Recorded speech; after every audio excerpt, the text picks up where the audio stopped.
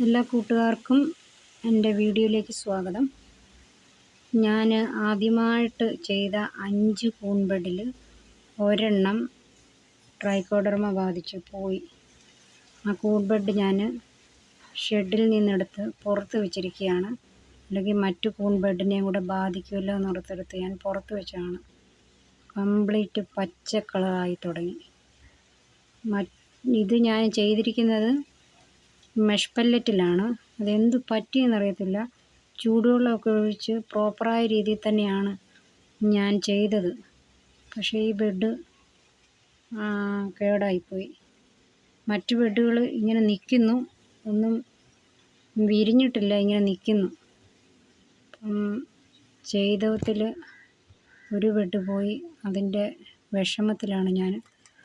അടുത്ത ബെഡ് വിരിയുമെന്നുള്ള പ്രതീക്ഷ നിൽക്കുന്നു. അതിങ്ങനെ വെള്ള കളറായിട്ട് മൈസീലിയം പടർന്ന പോലാണ് കാണുന്നത്. അതിൻ്റെ അകത്ത് പച്ച കളർ ഞാൻ നോക്കിയിട്ട് കാണുന്നില്ല. വലിയ കുഴപ്പമില്ലെന്ന് തോന്നുന്നു മറ്റ് ബെഡുകളൊക്കെ. പിന്നെ ഈ ബെഡ് കേടായ കാരണം ഞാനെടുത്ത് പുറത്ത് വെച്ചു. അല്ലെങ്കിൽ അടുത്ത മറ്റ് ബെഡുകളിലേക്കൂടെ വ്യാപിച്ച് അതുകൂടെ പോകുമെന്ന് പേടിച്ച് ഞാനെടുത്ത് പുറത്ത് വെച്ചു. ഈ ബെഡ് ഞാനൊന്ന് കാണിക്കാം. ഈ ബെഡിൻ്റെ അവസ്ഥ ഉണ്ടോ? ഈ ഒരു സൈഡ് പച്ച കളറും മറ്റേ സൈഡ് ഇങ്ങനെ മേളിൽ നിന്ന് കറുപ്പായിട്ട് വ്യാപിച്ച് താഴേക്ക് സ്പ്രെഡായിക്കൊണ്ടിരിക്കുക. ഇതുണ്ടോ? ബാക്കിയുള്ളിടത്തെല്ലാം പച്ച കളർ. വിത്തൊക്കെ അതുപോലെ തന്നെ കിടപ്പുണ്ട്. ഒന്നും മൈസീലിയം പോലും ആയിട്ടില്ല. ആദ്യമായിട്ട് തുടങ്ങിയാണ്. ചെയ്തത് ശരിയായില്ലായിരിക്കും, അതായിരിക്കും പാളിപ്പോയത്. എൻ്റെ മറ്റ് ബെഡുകളാണ് ഇതൊക്കെ ഒരു 10-25 ദിവസമായി.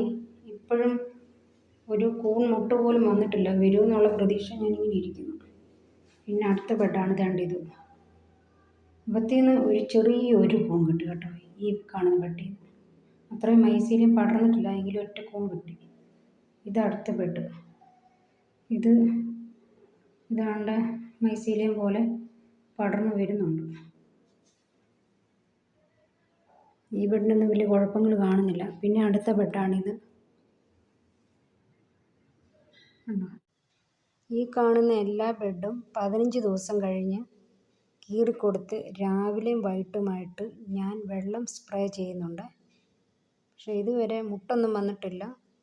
വരുമെന്നുള്ള പ്രതീക്ഷയിൽ ഞാനിങ്ങനെ ഇരിക്കുന്നു. നോക്കാം. എൻ്റെ ചാനൽ ഇഷ്ടപ്പെട്ടെങ്കിൽ സബ്സ്ക്രൈബ് ചെയ്ത് സപ്പോർട്ട് ചെയ്യണേ.